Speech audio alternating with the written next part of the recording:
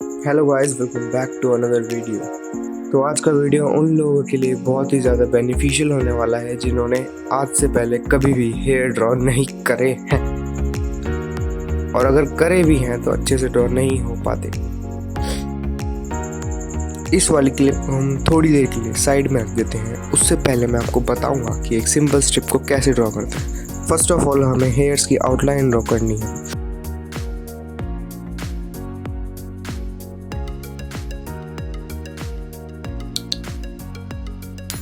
Next step होगा जिसमें हमें एक बेस लेयर क्रिएट करनी होगी एक HP पेंसिल से।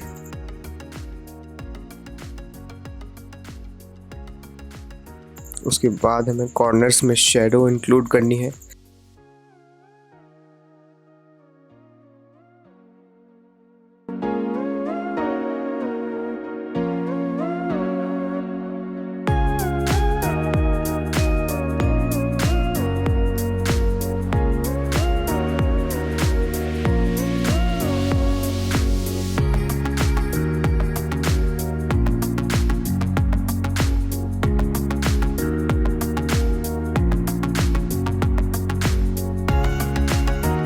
एंड लास्ट स्टेप होगा हाइलाइट्स को ऐड करने का।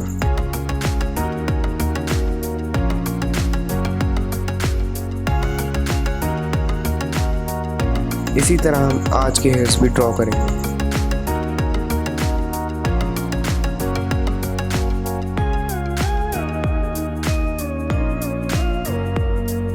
फिर हम इंक्लूड करनी है शेडोज एंड फिर हाइलाइट।